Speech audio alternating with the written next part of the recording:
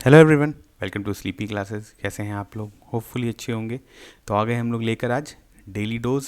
उसमें हम लोग देखेंगे इंडियन इकॉनमी और वो है इसका पार्ट 12। ठीक है, तो इसमें क्या करना है, 5 क्वेश्चंस देखेंगे। क्वेश्चंस को है कि आप पॉज करिए, वीडियो को पॉज करिए, क्वेश्चन को अटेम्प्ट करिए। ठीक है, और उसके बाद फिर हम लोग आंसर भी देखेंगे और एक्सप्लेनेशन भी देखेंगे। ठीक है, तो आप लेकिन क्वेश्चन को जरूर अटेम्प्ट करें, क्योंकि क्वेश्चंस जो है वो बिल्कुल आपके एग्ज़ाम के लेवल के अनुसार सेट किए हुए हैं, चाहे वो कोई भी एग्ज़ाम हो।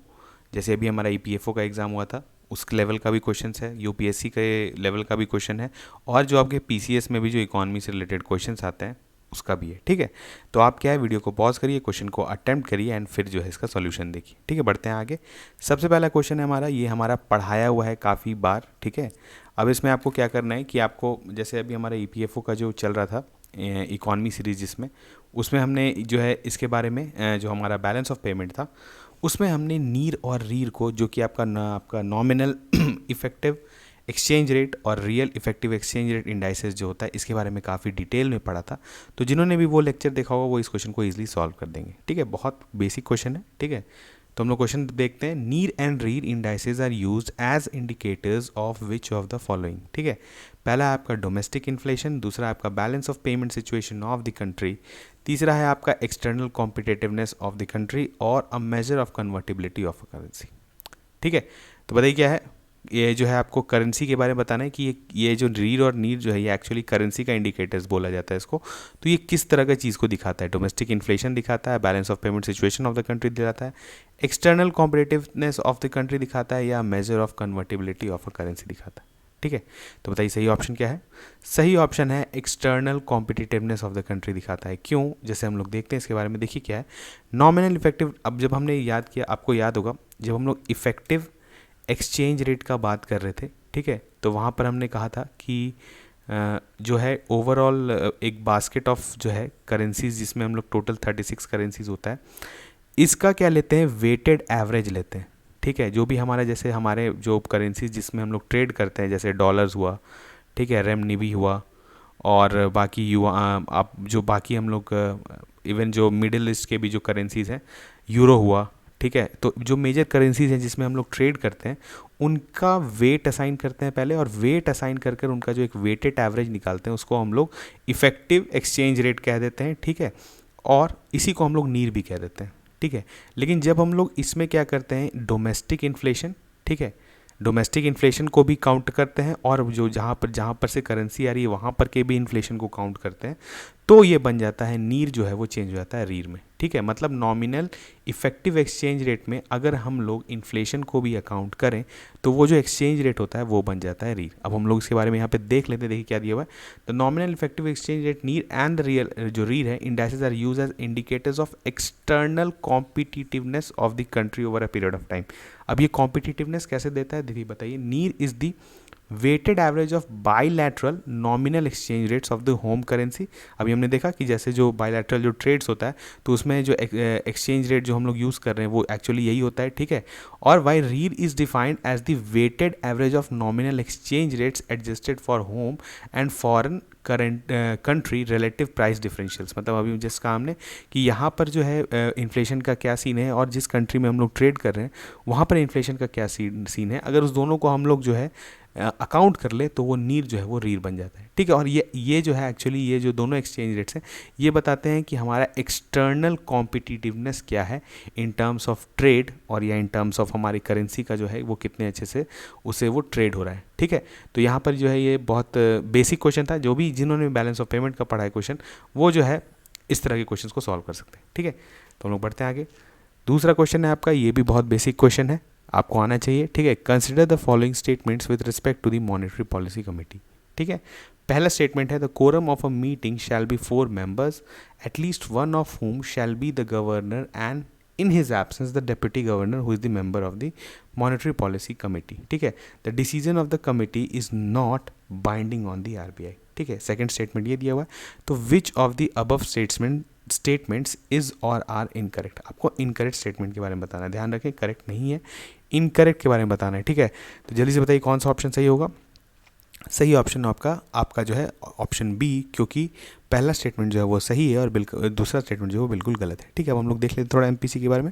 The proceedings of MPC are confidential, बिल्कुल कॉन्फिडेंशियल है। And the quorum of the meeting shall be 4 members. ठीक है, at least one of who shall be the governor and in his absence the deputy governor who is the member of the MPC. Total कितने members होते हैं? 6 members होते हैं और quorum के लिए जो है वो 4 मेंबर्स चाहिए। ठीक है, देखिए मॉनेटरी पॉलिसी कमेटी जो है आपके एग्ज़ाम पॉइंट ऑफ व्यू से इंपॉर्टेंट है। ये एक्चुअली तो ये 2000 थोड़ा पुराना हो चुका है, 2018 में फॉर्म हुआ था। ठीक है, पहले फॉर्म हो चुका है, लेकिन क्वेश्चंस जो है अभी भी इनसे एग्ज़ाम में आते हैं। क्यों? क्योंकि ये अब आप जानते रहते हैं मॉनेटरी पॉलिसी जो है वो रिवाइज होते रहता है।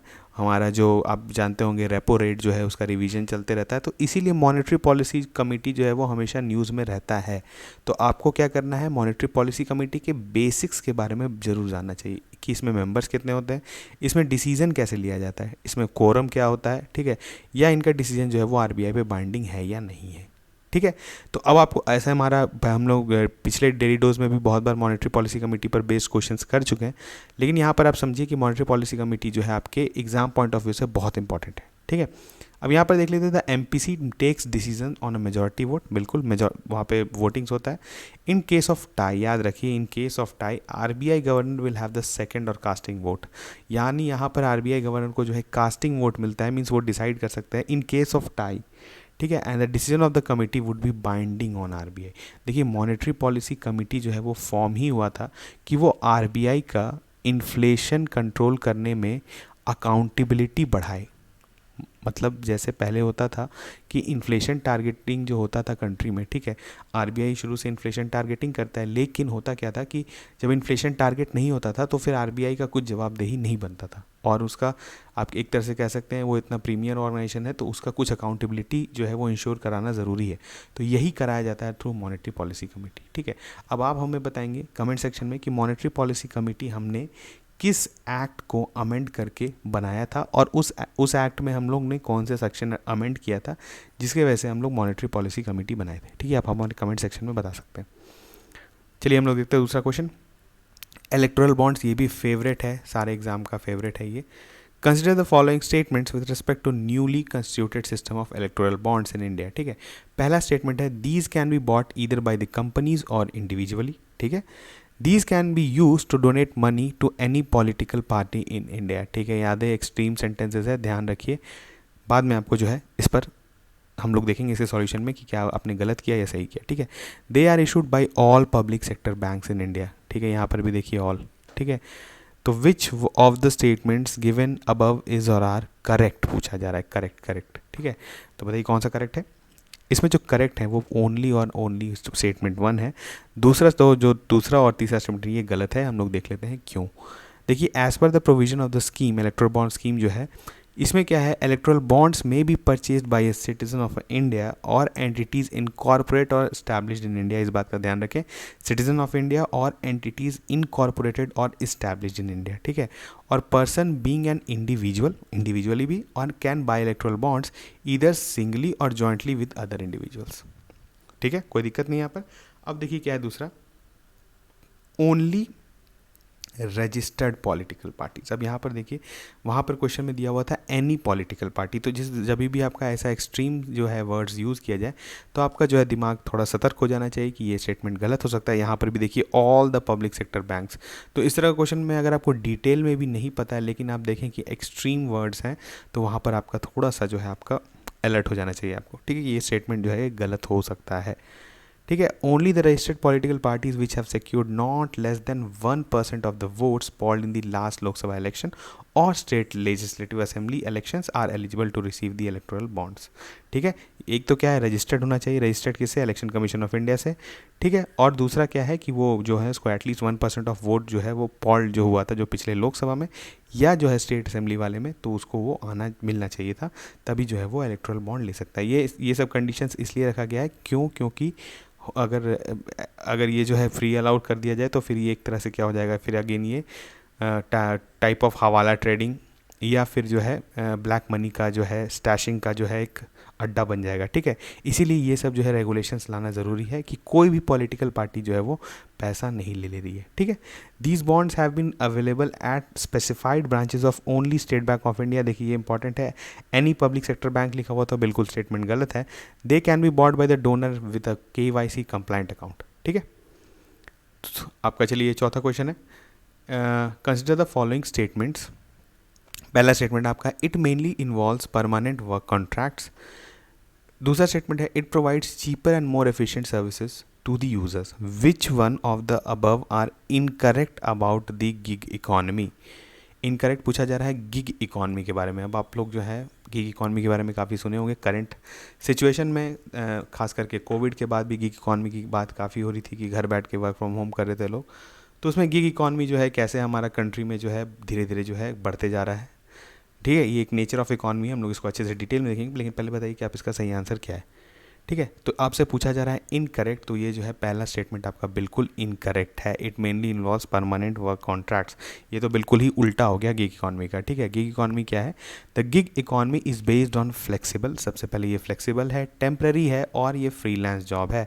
अभी आपने सुना होगा कि आप घर बैठे हुए हैं, ठीक है, आप घर बैठे हुए हैं और आपने एक सोर्स से इनकम कमाया, ठीक है, आपने कुछ अपना सर्विसेज प्रोवाइड किया, आपने किसी दूसरी कंपनी को भी ज्वाइन रखा है और आप कहीं ना कहीं फ्रीलांस वर्क भी कर रहे हैं, ठीक है। तो आप ओवरऑल देख रहे हैं कि आपने अपना जो इनकम का सोर्स है उसको डाइवर्सिफाई कर लिया है।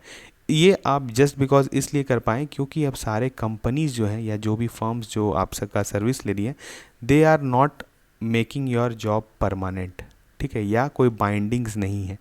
अब आपके पास जब आप ऑब्वियसली एक फर्म में काम कर रहे हैं, मतलब मोर देन वन और 2-3 फर्म्स में काम कर सकते हैं एट द सेम टाइम, तो इस तरह की इकॉनमी को बोलते हैं गिग इकॉनमी। और इसमें जो नेचर ऑफ जॉब है वो क्या है, फ्लेक्सिबल है, टेम्पररी है और फ्रीलांस नेचर का है, ठीक है। मतलब आपने जितना काम किया उतना पैसा मिलेगा, दैट्स इट, उसके बाद नहीं। इन्वॉल्विंग कनेक्टिंग विद क्लाइंट्स और कस्टमर्स थ्रू एन ऑनलाइन, और खास करके अभी जो ऑनलाइन प्लेटफॉर्म्स हुआ है, ठीक है, उसके वजह से भी जो है ये काफ़ी स्पीड अप हो गया इस तरह का इकॉनमी, ठीक है। In a gig economy large number of people work part time और टेम्प्रेरी पोजीशंस। आपने कहा पार्ट टाइम वर्क कर सकते हैं और टेम्प्रेरी पोजीशंस, कोई परमानेंट पोजीशन नहीं होता है। The result of a gig economy is cheaper, obviously cheaper है क्योंकि कंपनीज़ का जो है एम्प्लॉय कॉस्ट घट जाता है, आप भी जो है कुछ टाइम के लिए काम करके ज़्यादा पैसा मांग सकते हैं, ठीक है, और मोर एफिशिएंट सर्विस होता है, ठीक है। एंड सच एज आप जानते हैं उबर और एयरबीएनबी जो है ये सभी जो है इस तरह के गिग इकॉनमी के ही पार्ट में है, ठीक है। Those who don't engage in using technology service such as internet tend to be left behind the benefit of the gig economy. अब ऑब्वियसली जो है इंटरनेट जो है खासकर 4G आने के बाद जो है ये अपॉर्चुनिटीज़ ज़्यादा खुला है, लेकिन अभी जो टेक्नोलॉजी सर्विसेज में जो इसमें इंगेज नहीं कर पा रहे हैं उनके लिए कुछ ना कुछ जो है अभी लैक ऑफ अपॉर्चुनिटीज़ है, ठीक है। In a gig economy businesses save resources in terms of benefits, office space and training, ठीक है, ये तो ऑब्वियस सा चीज़ है। देखते हैं हम लोग अब नेक्स्ट क्वेश्चन, ठीक है। Which of the following statements are true about IMF, ठीक है। India is represented by the Governor of Reserve Bank of India on the IMF board, ठीक है। In the executive boards of director, the Indian representative also represents 3 other countries in India's constituencies vis-a-vis आपका कौन है, Bangladesh, Sri Lanka and Bhutan, ठीक है। Select the correct answer using the अब codes given. अब आपको बताना है कि इसमें कौन कौन से स्टेटमेंट जो सही है regarding India and regarding IMF, ठीक है। तो जल्दी से बताइए कि इसमें कौन सा स्टेटमेंट जो है वो सही है। तो सही है इसका ओनली स्टेटमेंट 2, ठीक है। स्टेटमेंट 1 जो है वो गलत है। India is represented by the governor of reserve bank of India on the IMF board, ठीक है। और ठीक है, हाँ, यहाँ पर आप लोग देखते हैं, इसका एक्सप्लेनेशन आपको फिर समझ में आएगा, ठीक है। तो क्या है, देखिए, the board of governors of the IMF consist of 1 governor and 1 alternate governor, ठीक है, from each member country. For India finance minister is the ex officio governor while the RBI governor is the alternative governor on the board, ठीक है। ये हमने पढ़ा होगा या आपने देखा भी होगा, जब हमने IMF पढ़ा था तो उसमें वहाँ पर बताया गया था कि एक गवर्नर होता है, एक अल्टरनेट गवर्नर होता है, ठीक है। एंड ये जो है ये बोर्ड ऑफ गवर्नर्स जो होता है IMF में, ये मेजर डिसीजन मेकिंग पार्टी होता है, ठीक है।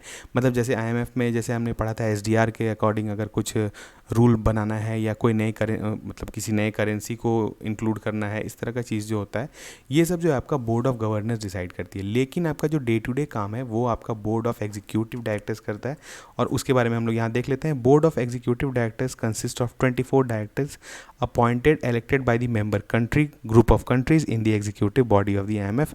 यानी यहाँ पर एक कंट्री या ग्रुप ऑफ कंट्रीज जो है वो इलेक्ट कर सकते हैं अपना एग्जीक्यूटिव डायरेक्टर, जो कि आपके एग्जीक्यूटिव बोर्ड में बैठ सकते हैं, ठीक है। And India is represented at the IMF by an executive director who also represents 3 other countries in India's constituency with Bangladesh, Sri Lanka and Bhutan, ठीक है।